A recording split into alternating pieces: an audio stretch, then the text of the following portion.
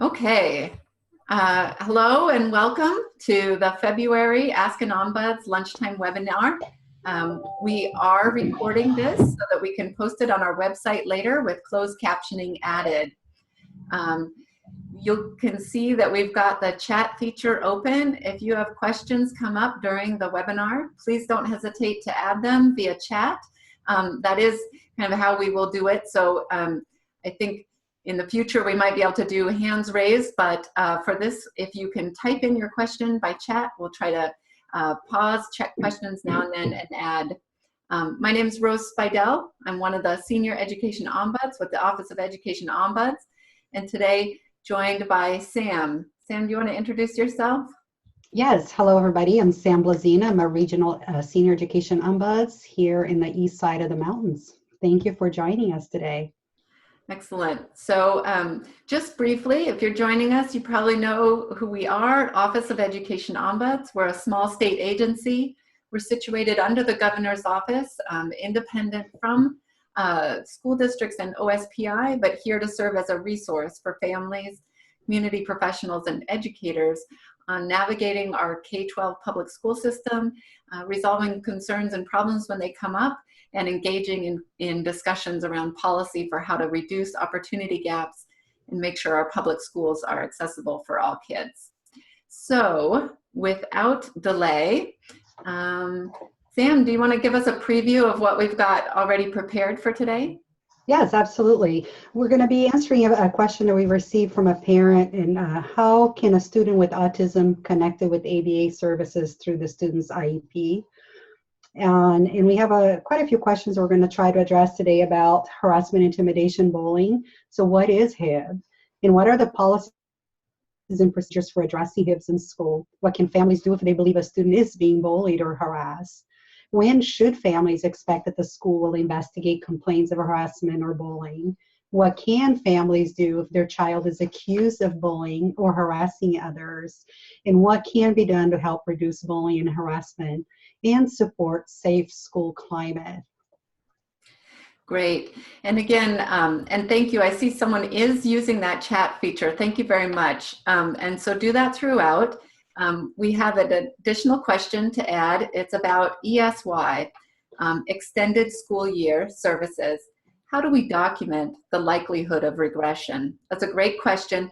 One thing I'll note, when you do your chat, you can share it with everyone here, panelists and attendees, or you can share it with just all panelists. We'll leave that up to you, as long as you share it with us, because then we can see it and respond. So if it's all right, I'm going to actually switch to our next slide, and does that work to go through this ABA therapy question? Does that sound good, Sam, and then switch to ESY? Yes, let's do that. So yes, how can an ABA therapy be included in an IEP? Right, and we're using a lot of acronyms here. Folks joining us might be familiar with them, but just in case, ABA therapy refers to applied behavior analysis therapy. It's a specialized kind of therapy that is commonly used and often recommended for kids who have autism and also other disabilities. And IEP, Individualized Education Program, for a student with disabilities who's been determined eligible for special education services. There are some kids who have an IEP, and the IEP might reflect that child, based on their individual needs, in order to access their education, make progress towards the general ed curriculum, and participate in school, needs that particular kind of support. This is a very individualized consideration, so there's not a single route to getting that. But I've included here on the slide some steps and some ideas about the process for that, and it comes back to some really fundamentals around special education and IEPs. So first of all, this would be a decision that you could ask the IEP team to consider. To do that, you want to start just making a request that the team consider it. Ask for a meeting where you'll have a chance to sit down, look at relevant information, talk about it, and ultimately make a decision. I suggest make that request in writing. When you're making a significant request like this, you want to make sure that it doesn't get lost in the shuffle. There's a lot of stuff that comes up for an IEP team that you're considering. and you can press and make sure that there's a focus on this particular issue. A request in writing can be a simple email to the IEP case manager. You might CC others involved, especially if you're looking for a specialized kind of service or support. It might mean that you really need someone from a district office engaged to talk about how to bring in resources that might not be there at the moment. So ask for that meeting. Would you recommend that an ABA be present at the meeting, sort of to be a part of that conversation? Right, so and a person who delivers ABA therapy, it could be what another acronym, a BCBA, a Board Certified Behavior Analyst. In this question, it looks like the family is asking about how could we get it so that the school would provide someone at school through the IEP to do that ABA therapist. But it might be that they've been able to connect with ABA therapy outside of the school and have someone that they're working with that the family could invite to the team meeting who could talk about ABA therapy, what the child's individual needs are for that therapy, why it would make sense or that the child would need that at school, and what that could look like. So that, yes, a parent can invite someone. A parent could request that the district, if they have someone, invite them to that meeting as well to add that level of expertise to the conversation. Ultimately, you'll see on the consideration, it would be based on the child's individual needs. You would find that out based on evaluations, progress reports, goals, observations. One thing to keep in mind, and sometimes this comes up around this issue around ABA therapy or other particular kinds of instructional supports or particular kinds of what people sometimes call methodologies, which is that an IEP is going to include a lot of information that the IEP team makes decisions about. Goals, accommodations, what areas of specially designed instruction, all of that.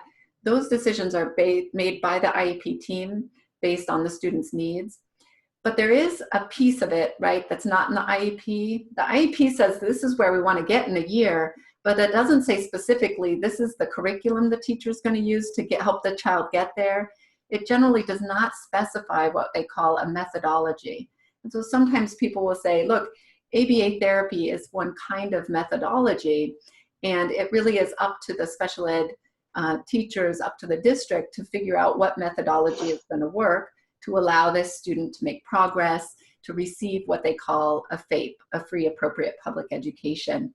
So, you know, unless there's information that shows that the child needs this one specific type of support or methodology, that typically is left within the hands of the district to decide. So if you're looking at this, you really want to be very specific, concrete, and detailed around the child's needs, around what is necessary to meet those needs.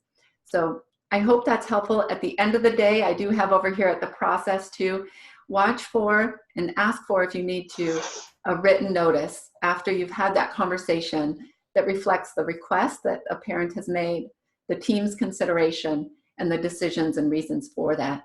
So if you go to that meeting and the team says, you know, we hear your request for ABA therapy, ultimately the district has to make a decision. We don't think it's necessary because, and then explain the reasons.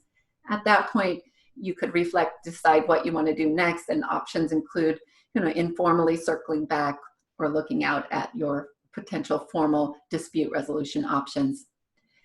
At this point, before we dive in kind of wholeheartedly on the information about HIB, maybe we could answer this question about ESY, a question about how to document likelihood of regression. On that, I would just say, and Sam, add if you can describe some additional bases for ESY, but typically, so extended school year services are something that some kids with IEPs are eligible for. The question is, do they need those in order to receive FAPE overall, right? If we cut them off from services entirely over the full summer break or over winter break, or otherwise, would we really lose what we gained over the course of the year is one of the ways that you think about ESY.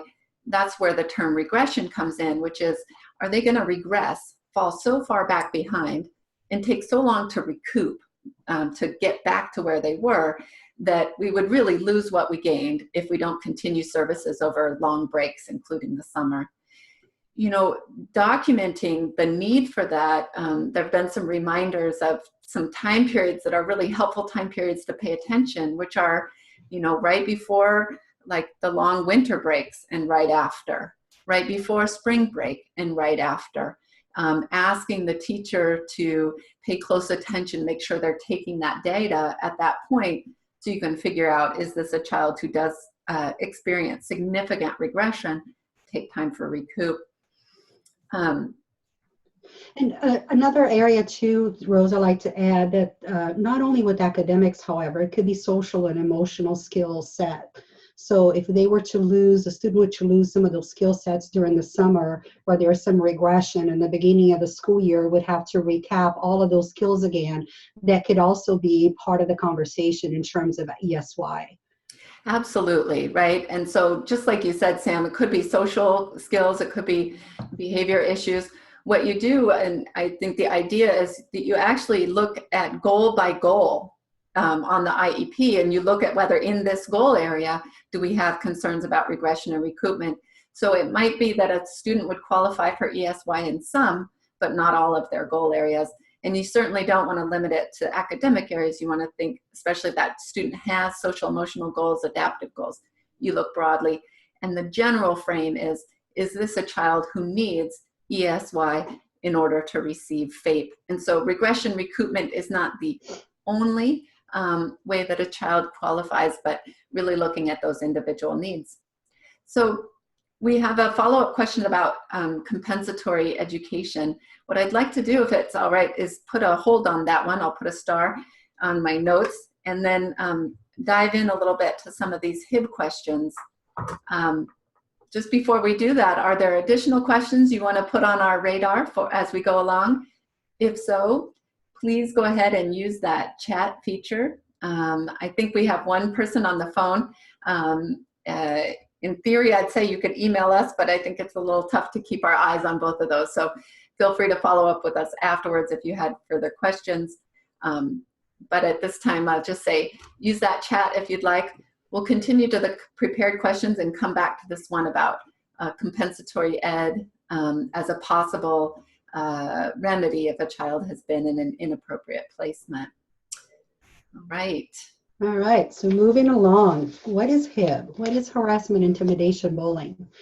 Right, well, first off, I think it's a helpful reminder that we tend to use, again, an acronym, which is pretty common, HIB, and that acronym is Harassment, Intimidation, and Bullying. Our state law gives a specific definition for harassment, intimidation, and bullying, which is defined as any intentional electronic, written, verbal, or physical act. And it includes, but it's not limited, if those acts are motivated by a person's characteristics such as race, color, religion, national origin, gender, sexual orientation, or disability, or other characteristics. And it's when the act or acts causes physical harm to a student or damages their property, their things, or has the effect of substantially interfering with that student's education, or is so severe, persistent, or pervasive throughout the environment that it creates an intimidating or threatening environment, often called a hostile environment, or has the effect of substantially disrupting the operation of the school. You can see in that definition, there's quite a lot packed in. There's a couple things that I highlighted in bold. It's intentional action that is harassment, intimidation, and bullying. So if someone accidentally does something that doesn't fit within this definition, it is intentional act. It can be a written, a verbal, or a physical act. So name calling can certainly be part of what harassment or bullying includes. And then the definition does look at the impact of that act to see how significant it is. So it could be something that is physically harming. So certainly hitting, kicking, that sort of thing could be included. But also there might not be physical harm. There might be harm emotionally or socially that is significant enough that it interferes with a child's education. In looking at that, they'll look at whether the child is showing up at school, whether their grades are affected, other signs that they are being sort of in a way cut off from engaging in education because of this harassment or bullying, or so severe or persistent that it creates a hostile environment. Rose, we got a question about how can we get these slides? Is this something that's going to be posted on our website, or the whole video recording and the slides? Absolutely. After we finish we do post the video, and the slides will be posted. We can also email them to everybody that has attended today. We typically send them out in the morning, so sorry if folks didn't catch that, but we'll send them out again, and they are also then available on our website. So please, yes, take them, use them, and hopefully they will be helpful. So circling back on this definition, and we'll get into this a little bit later, the definition notes that sometimes this harassment or bullying happens based on targeting someone because of race or religion or sexual orientation. The definition specifically calls out that the person who's targeted, doesn't actually have to, for example, have that characteristic. For example, sometimes kids are targeted because they're perceived to not fit into gender stereotypes or norms. They're targeted, they might be called gay and put down based on that. That is unfortunately a group of students. LGBTQ students are one of those groups of kids who are more frequently targeted for harassment and bullying.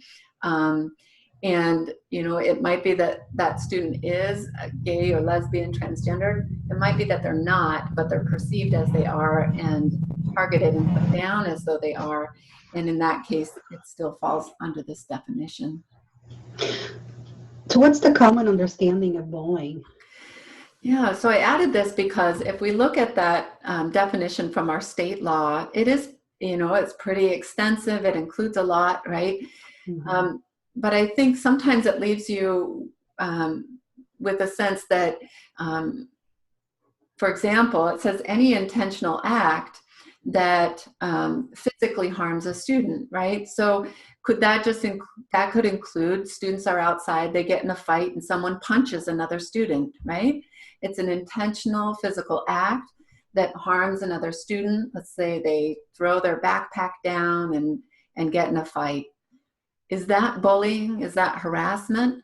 And this is where I think the common understanding kind of gives a little more context and hopefully can help avoid some of what seems like misunderstandings between families and schools, which is, although schools are following that technical definition, they also, I think, are often guided by this general understanding that there's something a little different about bullying or harassment, in the sense that it involves two things: an imbalance of power and some sense of repetition that is ongoing, that typically more than once. And so to distinguish again, so there might be a fight outside and someone is punched. There's physical harm, it's an intentional act. But if that's a one-time conflict between kids who are generally kind of equally situated, then they would look at that not as behavior that's appropriate, for sure, but as a fight, something that is different from bullying, unless, for example, one of those kids had been targeted over a period of time and put down, and part of that fight, part of that engagement was more about trying to demonstrate power over that other student, right? So this common understanding of bullying definition comes from a website that is stopbullying.gov. It's put together by the U.S. Department of Education with a lot of different information, and that's where this definition comes from. Again, highlights the idea of a real or perceived power imbalance, and that behavior is repeated or has the potential to be repeated over time. So what are the policies and procedures to address harassment, intimidation, bullying within the school district? Right. So for many years now, every school district in Washington State has been required to have a procedure, a policy and a procedure to address harassment, intimidation, and bullying. Those are often called the HIB policy or procedure.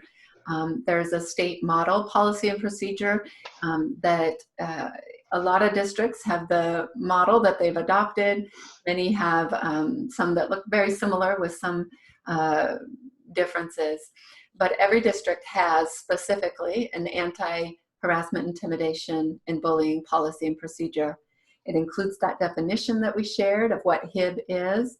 It explains steps and commitment on a district to take action to try to prevent HIB in the first place. It also describes what the processes are for making complaints or raising concerns, what the investigation will look like if there's going to be one, and what the responses might be. It defines the role of a person called the HIB compliance officer. And these policies are often found in the student series in a district's policy procedure manual, which is generally online on a district's website, 3207, 3207P. Districts also often post right next to those policies and procedures incident reporting forms that connect to this policy and procedure. Here, I have a question, Rose. Who would you describe as being the compliance officer? Would that be the senior resource officer, the police officer of school? Who tend to be that person in the district?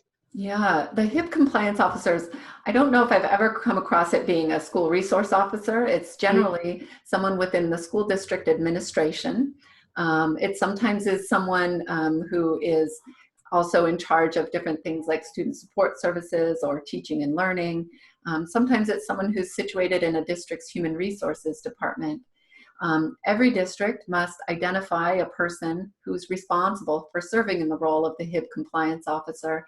And that person is responsible generally for making sure that the district is implementing and following its policy and procedure. They're a point person for school principals, others within the district around compliance with that procedure. And they can also be a point person for families who have questions or concerns about HIB.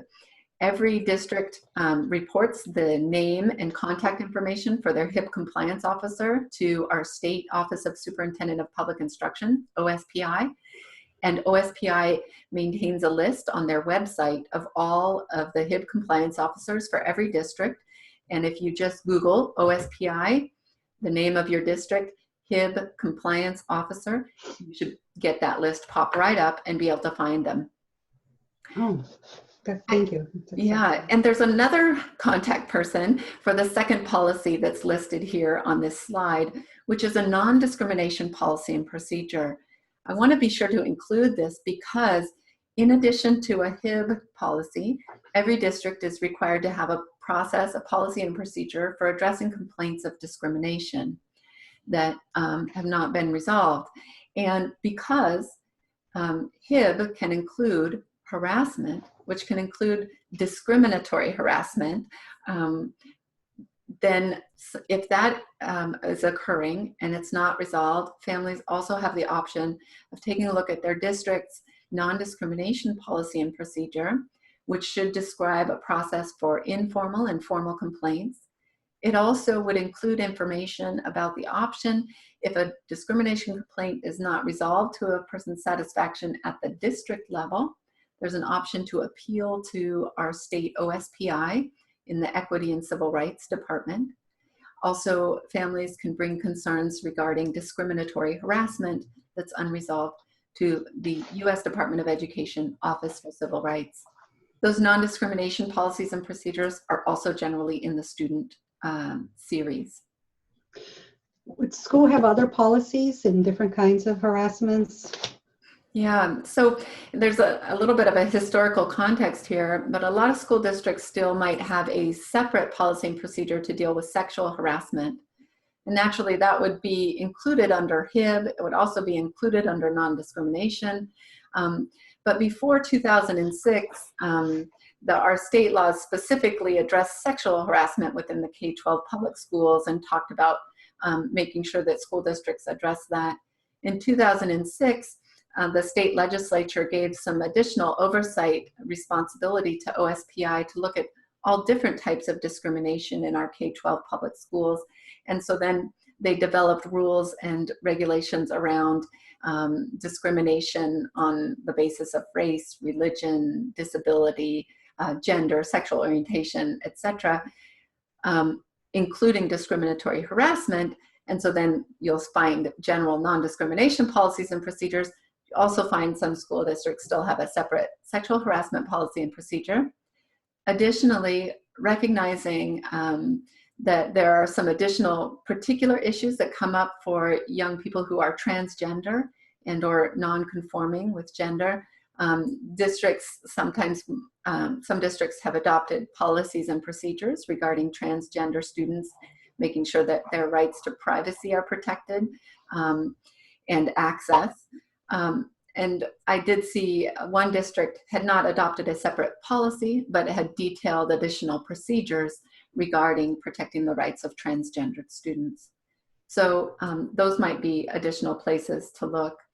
In general, a parent or a family who has a concern shouldn't have to be an expert in the district's policies and procedures and which one to go under.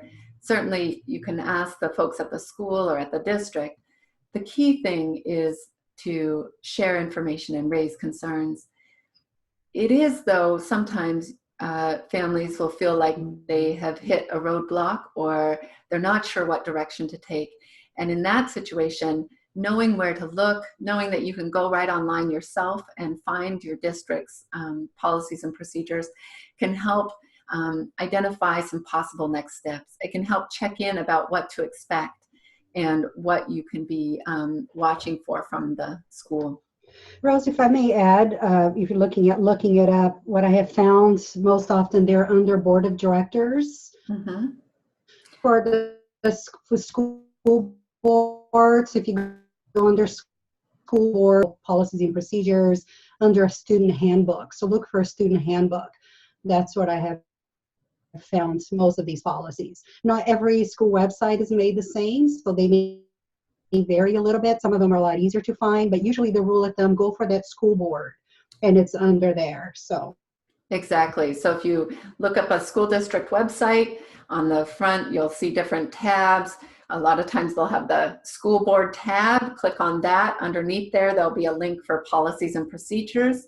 Under the link for policies and procedures, they have different series, right? There's going to be instruction, students, community, others.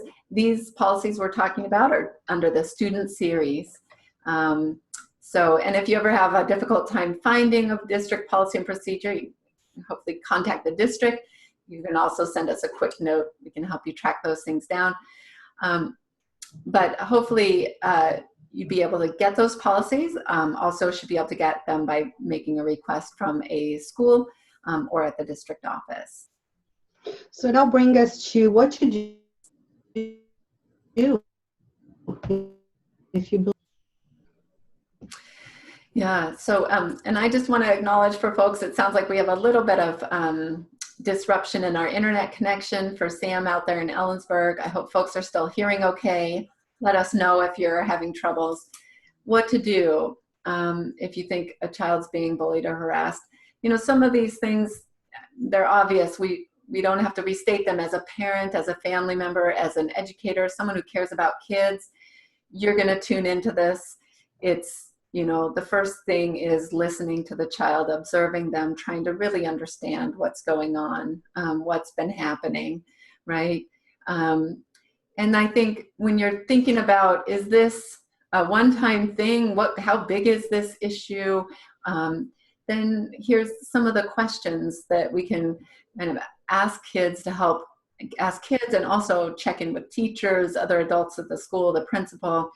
You know, is this the first time that something's happened with another student, or with, sometimes it's not just one kid who's engaged in it, but groups of kids. Has there been a history with the other student involved? Where is it happening, or what time of the day, what area of the school? And I think a couple things, sometimes kids are really reluctant to talk about this. They're reluctant to say that they're having a problem. Sometimes they might not know the name or who these kids are that are making that. Sometimes kids, they might be walking down the hall, someone's making statements, it might be at recess, someone's calling out a name. They just might not know who it is. Other kids might not have words to really describe, so there's going to be other ways that they demonstrate that something's not quite right. And so then checking in with adults, have you noticed something happening? Have you noticed the interaction between these kids? Have you got a sense of the history of what's going on? And then— Can I add something there, Rose? Absolutely. How about virtual? I know we didn't list that there, but we're kind of seeing that with the world of technology and smartphones, and how about virtual harassment and bullying? Is that something to be considered in there? Absolutely. And if we looked back at that definition that we looked at real quick, I'll just slide us back there. Any intentional electronic, written, verbal, or physical act. And indeed, especially as kids are get older, a lot of times things are happening in multiple settings. So it could be with social media or technology, and it also could be face-to-face. And so as families, you might be checking, looking at what is posted online, if they're using chat or instant messaging or some kind of social media. So looking at those devices, talking with kids about what's on there, and checking in is a place to check, because we know that is a place where kids engage. They communicate with others, and so it's a place where this can come up. When you're starting to hear about this, I think one of the keys, and one of our colleagues is really good about sharing quickly and engaging people into conversations around safety, talking about what are some steps to make sure a child, as much as possible, is safe and feels safe, even if you're at the stage of just figuring out what's going on. The thing about safety planning is it's not something that you can only do if you establish, yes, indeed, there has been bullying and harassment, and this is going to be a consequence.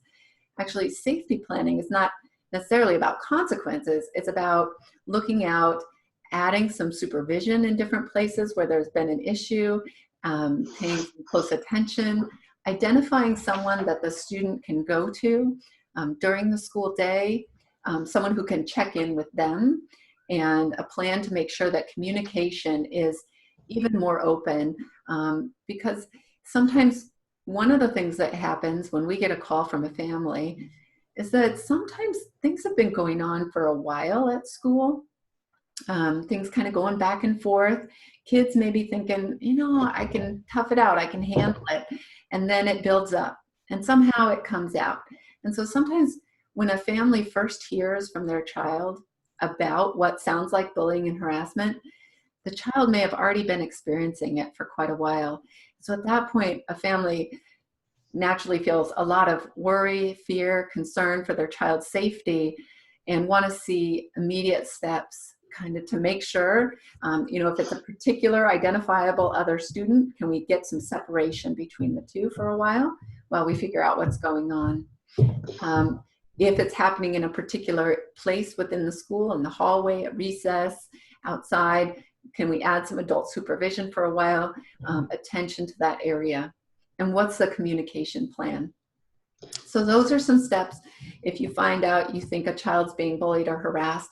And if that situation comes up, one of the tools we have available on our website, if you go under Learn About, and then you can click on our one-stop publications page, scroll down a little bit, we have a set of toolkits, and one of those toolkits is safety plans. And that has just some steps. It's a one-pager, so it's quick, and it just has some touch steps, some bullet points that you can raise and talk through as you're trying to dig in and figure out what's going on. When can a family expect an investigation once they've started the process? Yeah. This is a question where I think there sometimes is a misunderstanding that comes up, and then disappointment, right? Because if we go back to that policy and procedure, the HIB policy and procedure, you're going to find every district has one, right? And one of the big pieces of that procedure on harassment, intimidation, and bullying is investigation. And there's details about timing and responding and options to appeal. Also, as I'd mentioned, districts often have an incident report form, right, that allows you to put into writing the concern about what's been happening. And the HIB procedure explains that any student, parent, other person can report HIB incidents. You can either report verbally or you can do it in writing. You can use that incident report form, or you can use another email or otherwise. Sometimes families believe that if they report bullying, they're expecting that the principal, generally the principal is the point person, is going to do an investigation, and they're waiting for the follow-up on that investigation.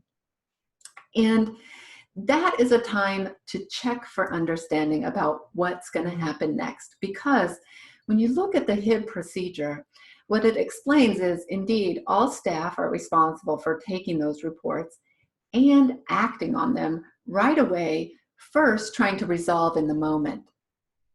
If the incident is resolved in the moment, and what the procedure says is to the satisfaction of the parties involved, or it doesn't meet the definition of HIB, no further action may be necessary, which means if something happens, a teacher sees it happen, talks to both kids, checks in, says, "Are you okay?"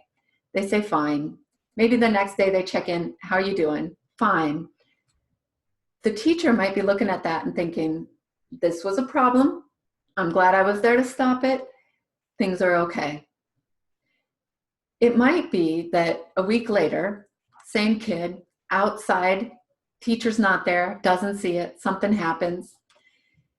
Another thing goes on, right? Someone else intervenes. At this point, maybe the student says something to the teacher again circles back to the kids, maybe they call the principal, they circle back, right?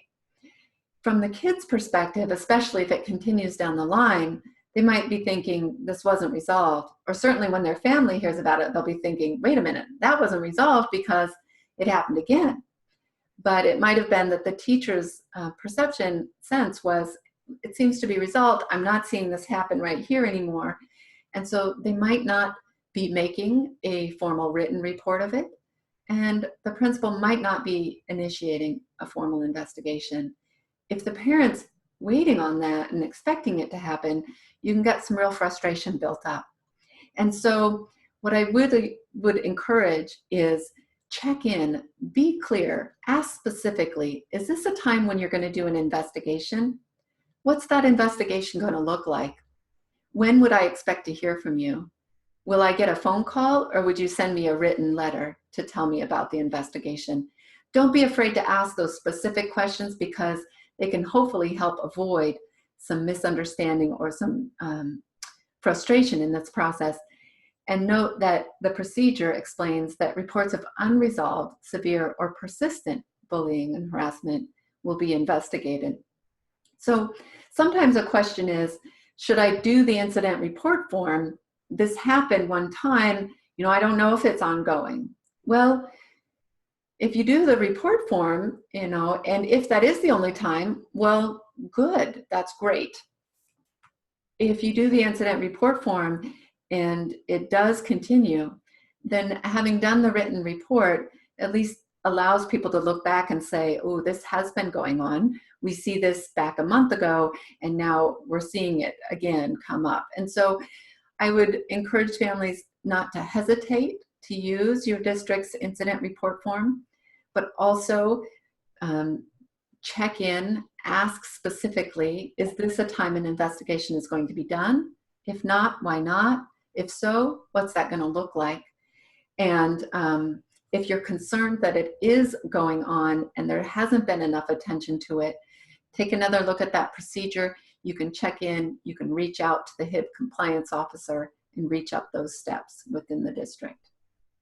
Rosa, part of the investigation, could you speak to, sometimes parents want to know what some of the resolve was, whether or not the other student who was accused was disciplined and what form of discipline.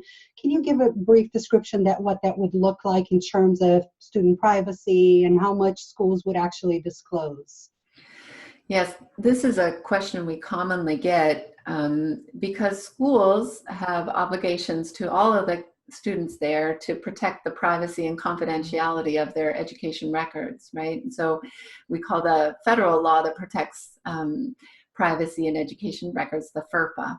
And so families sometimes hear from a principal or assistant principal, I can't tell you what is happening to the other student, but rest assured we are taking steps, and that FERPA doesn't allow me to tell you what is happening with the other student. And indeed, specific details about disciplinary consequences given to the other student, those would be details that are shared with that student's family, right? Those are private to that student. But the guidance around how even in the procedure, it explains that school principals, schools can share information, especially information that the student who's been targeted will need to know as part of safety planning, for example, because sometimes a safety plan deals with keeping some separation between the students who've been involved. And so you'd want to know, has this other student been given a directive, you know, you're not to be in the same hallway, or you're not to approach that other student. If they've been given that directive, the student who's been targeted needs to know about that so they can talk with an adult if something is coming up, if that other student is approaching them. So yes, this is another point of friction often between families and schools, where, you know, a family who's concerned that their child's been hurt and is exposed potentially to being hurt again, you really want as much concrete information as you can get to tell you, you know, there's reason you can be confident that they won't be hurt again. And there is some, you know, difficulty for schools in that they can't say, we have imposed a, you know, 2-week suspension with the requirement to do X, Y, and Z, for example. But again, they could and they would generally share, we are doing some safety planning. Your child should know that the other child should not be approaching them. If they do, here's who they can contact. The other thing too, I think sometimes families are looking for some clear disciplinary action with the idea that that will help send a very clear message. And one thing that I often talk with families and schools about is that if there has been ongoing harassment or bullying, and especially if it's not just 2 kids who are involved, but there might be multiple kids, it might be sort of different kinds of verbal put downs that have become common in a setting, then disciplining one student by itself is typically not going to be sufficient to unwind the problem and solve it and just turn it back to a school climate that's really about respect. And so one of the things that families can talk with the school about is not necessarily the discipline specifics of the other child, but what steps can we take, or will the school be taking, to address the culture of that classroom or school environment overall. So thank you, Rose. That's very good information to have, and we do hear that a lot. So what if your child is the one being accused of harassing or bullying other students? Right. On this one, you know, it's kind of, again, stating the obvious and starting where we did if a child is being bullied or harassed, which is just starting to try to understand as much as you can about the situation. Again, sometimes this stuff comes at us unexpectedly, like it's not like it gradually builds up and then you know, we have a clear picture of the whole thing. And so it's a time when our emotions are high, but we got to kind of pause for a moment and see how much we understand about what happened. Again, asking those questions, is this the first time there's been interaction between the 2 kids? Just really getting a sense. And with kids who are accused of harassing or bullying others, one of the things I think we really need to challenge ourselves as the adults in the situation is to be as clear as possible about the specific behavior or conduct that was inappropriate, that was the bullying or the harassing behavior, and why it was. Because what we really want is for the child who's engaged in that behavior to understand why and how not to do it again, right?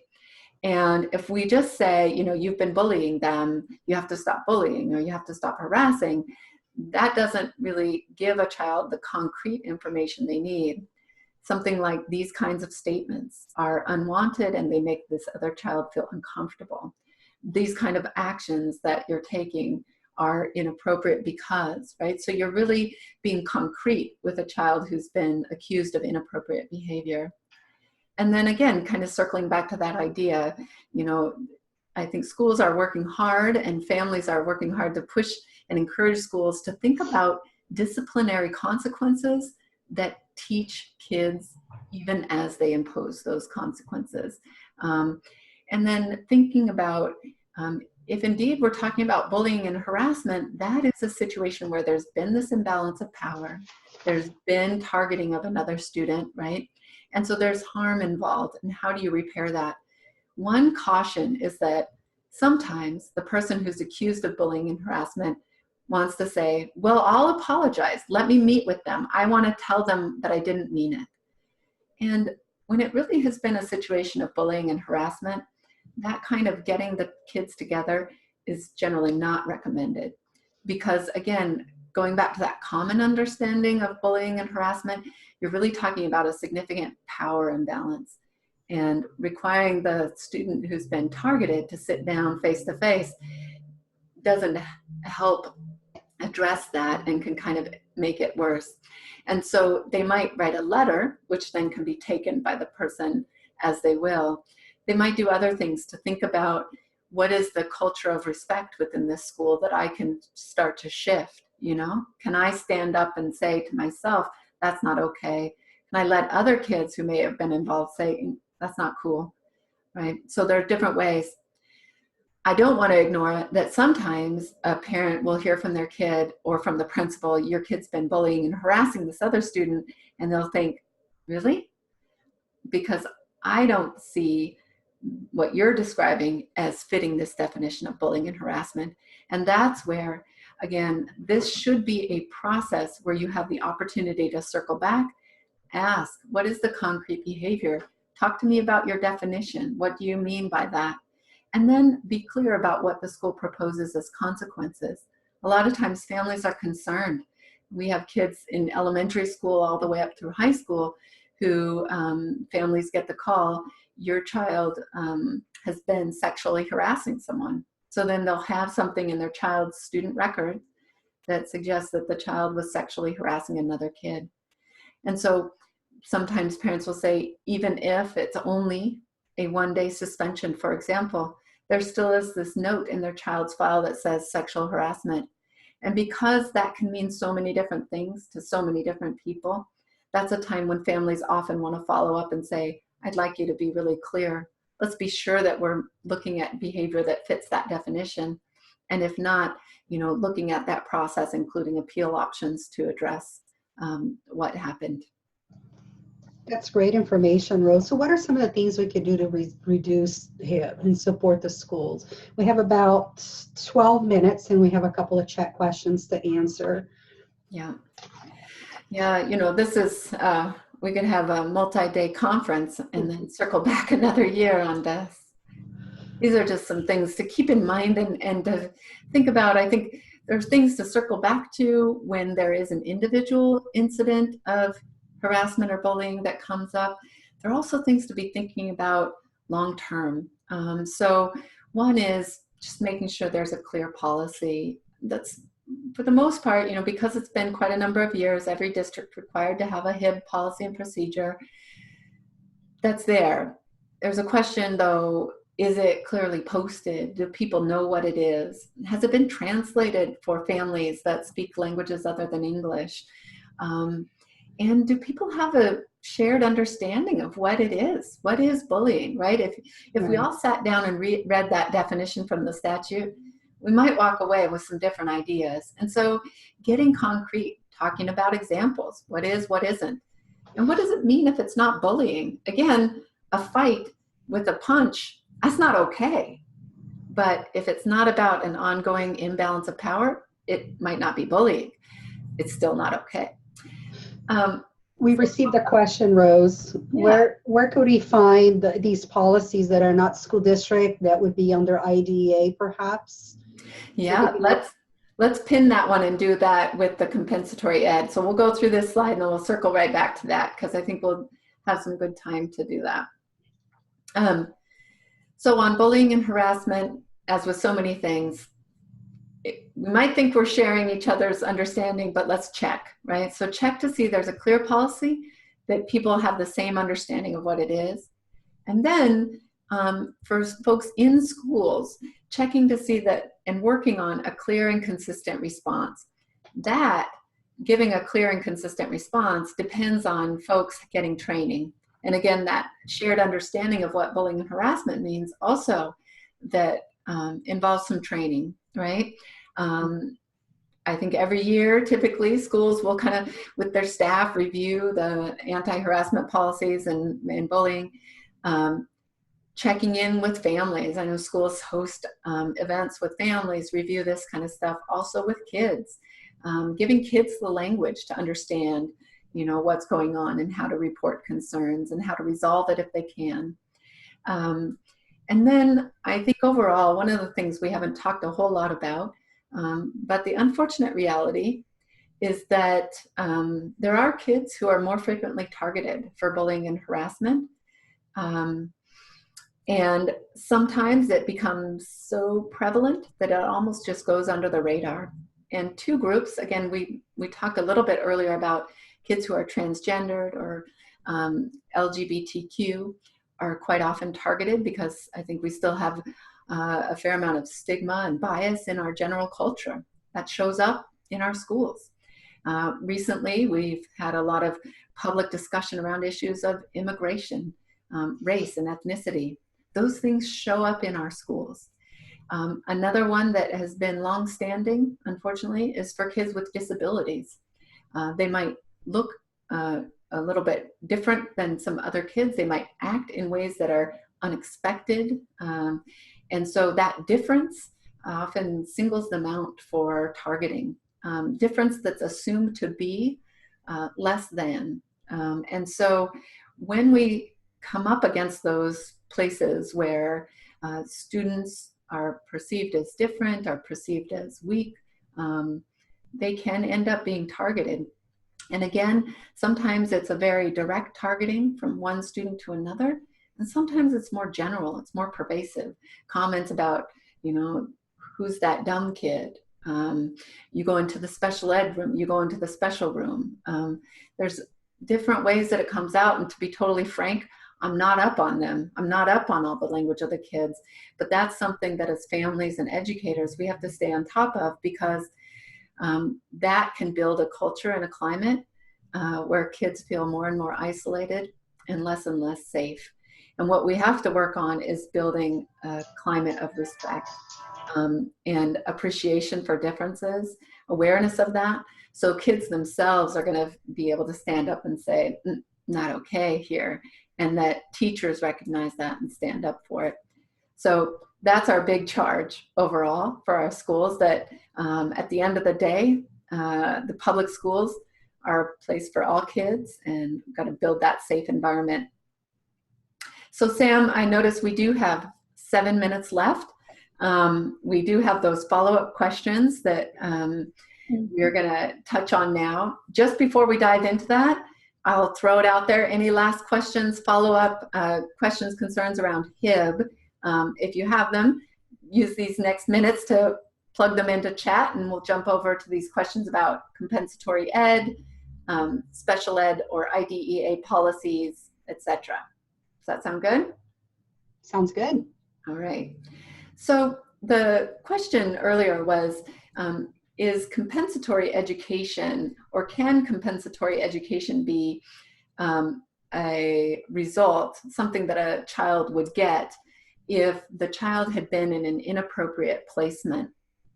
And that placement was inappropriate to the degree where the child was essentially refusing to show up, right? So school refusal, the child's not there.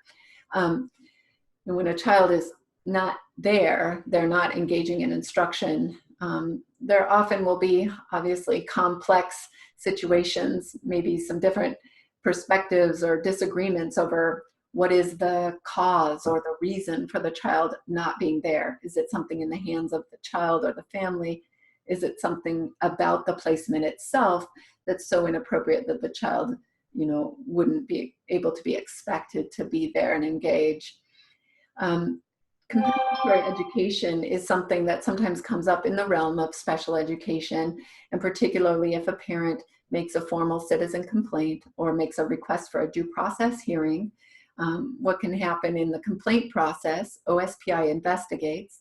If they find that a school district has been in violation of the special education rules, and if they find that that violation has resulted in a student not being able to access what we call FAPE, the Free Appropriate Public Education, and if they find that the school district really should have known that that was not going to be a reasonable plan for the student, then sometimes they can award, or they do award, what is called compensatory education.